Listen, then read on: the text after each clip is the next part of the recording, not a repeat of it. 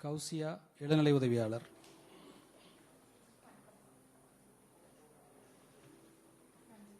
பாத்திமா நசீமா இளநிலை உதவியாளர், நசீரா பானு இளநிலை உதவியாளர்,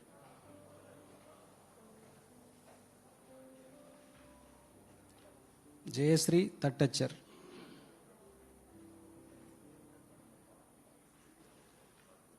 சிவந்திகா தட்டச்சர்,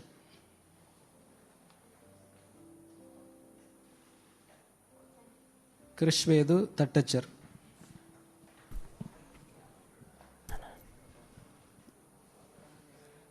அடுத்ததாக கால்நடைத்துறை சார்பில் கட்டப்பட்டுள்ள 12 புதிய கட்டிடங்களை முதலமைச்சர் மு.க.ஸ்டாலின் திறந்து வைத்து வருகிறார்.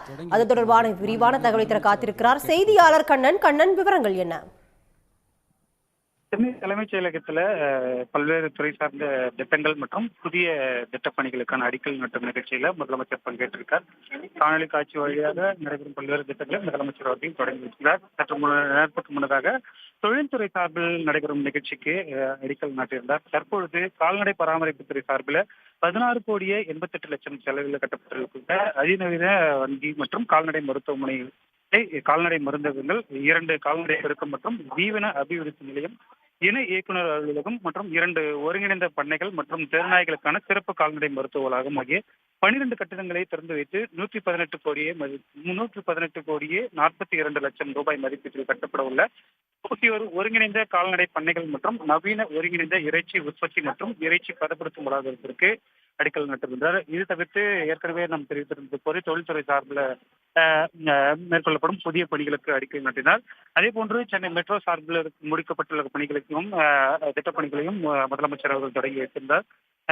அதே போன்று தமிழ்நாடு அரசு பணியாளர் தேர்வாணையம் சார்பில் 126 இளநிலை உதவியாளர் மற்றும் 96 தட்டச்சர் பணியிடங்களுக்கு தேர்வு செய்யப்பட்டிருக்கு பணி நியமன ஆணைகளையும் முதலமைச்சர் வழங்கியிருக்கிறார். பதிவுத்துறை மற்றும் தொழில்துறை, தமிழ்நாடு அரசு பணியாளர் தேர்வாணையம், மெட்ரோ மற்றும் கால்நடைத்துறை என பல்வேறு துறை சார்ந்த திட்டப்பணிகளை முதலமைச்சர் அவர்கள் தற்பொழுது தொடங்கி வைத்திருக்கிறார்.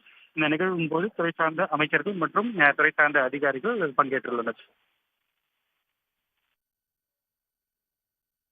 ஹரிஹரன், தற்பொழுது 12 புதிய கட்டிடங்களை முதலமைச்சர் திறந்து வைத்திருக்கிறார். இதன் மூலம் எத்தனை பேருக்கு வேலை வாய்ப்புகள் உருவாக வாய்ப்புகள் இருக்கிறது? அந்த கட்டிடங்களை பத்தி சொல்லுங்க. கால்நடை பராமரிப்பு துறை சார்ந்த பொறுத்த வரைக்கும் தமிழ்நாடு முழுவதும் இருக்கக்கூடிய கிராமப்புற பகுதிகளில் விவசாய பெருமக்களுக்கு மிக அதிகமாக பயன்படும். குறிப்பாக இந்த கால்நடை வங்கியை பொறுத்த வரைக்கும் பல்வேறு கால்நடைகளுக்கு பயன்படும் என்றும், அதே போன்று கால்நடை மருத்துவமனைகளை பொறுத்த வரைக்கும் கிராமப்புறங்களில் அதிகம் எதிர்பார்ப்பது விவசாயத்துக்காக பயன்படும் கால்நடைகளுக்கு மருத்துவமனைகளுக்கு அழைத்து செல்வதற்காக மிக முக்கியமாக பயன்படும். மிக முக்கியமாக தீவன அபிவிருத்தி நிலையம் மற்றும் தெருநாய்களுக்கு தடுப்பதற்கான கட்டப்பட்டிருக்கக்கூடிய கருத்தடை மையம் போன்றவைகள் அதிகம் பயன்படும். தெருநாய்களை கட்டுப்படுத்துவதற்காக பல்வேறு முயற்சிகள் மேற்கொள்ள நிலையில கால்நடைத்துறை மூலமாக பல்வேறு இடங்கள்ல இதை விரிவாக்கம் செய்வதன் மூலமாக தெருநாய்கள் கட்டுப்படுத்துவதற்கு பயன்படும் என தெரிவிக்கப்படுகின்றது. அதே போன்று தமிழ்நாடு அரசு பணியாளர் தேர்வாணையத்தின் மூலம் மற்றும் 126 இளநிலை உதவியாளர்கள் மற்றும் 96 தட்டச்சர் பணியிடங்களுக்கு தேர்வு செய்யப்பட்டிருக்கு பணி நியமன ஆணைகளை முதலமைச்சர் அவர்கள் வழங்குகிறார். அதனைத் தொடர்ந்து பதிவுத்துறையின் கீழ் ஸ்டார் 3.0 திட்டத்தின் கீழ் காகிதமில்லா ஆவணப்பதிவு, நேரடி வருகையில்லா ஆவணப்பதிவு, தானியங்கி பத்திர உருவாக்கம் மற்றும் மறு விற்பனையாகும் அடுக்குமாடி குடியிருப்புகளுக்கு கட்டிட கணப்பணியின்றி ஆவணங்களை அன்று திரும்பி வழங்கும் திட்டத்தை, சொத்து தொடர்பான பரிவர்த்தனைகளை எளிய முறைகளில் விலங்கு சான்றிதழ் தேடுதல் உள்ளிட்ட 18 சேவைகளை இணையம் மூலமாக பெற்றுக்கொள்ளும் சேவையினை தொடங்கி வைக்கின்றார். அதனைத் தொடர்ந்து பிற்படுத்தப்பட்டோர் மற்றும் மிக பிற்படுத்தப்பட்டோர் மற்றும் சிறுபான்மையினர் நலன் சார்பில் வெளிநாட்டில் பட்ட மேற்படிப்பு பயில 10 சிறுபான்மையின மாணவிகளுக்கு கல்வி உதவி வழங்கும் திட்டத்தின் கீழ் 10 சிறுபான்மையின மாணவர்களுக்கு 36 லட்சம் ரூபாய் கல்வி உதவி ஆணைகளை வழங்குகின்றனர். அதனைத் தொடர்ந்து 2 தொன்மையான தேவாலயங்கள் மற்றும் 2 பழமை வாய்ந்த தேவாலயங்களை புனரமைப்பதற்கு முதல் தவணை தொகையாக 1,81,97,000 ரூபாய்க்கான காசோலைகளை தேவாலய பிரதிநிதிகளிடம் வழங்குகின்றார்.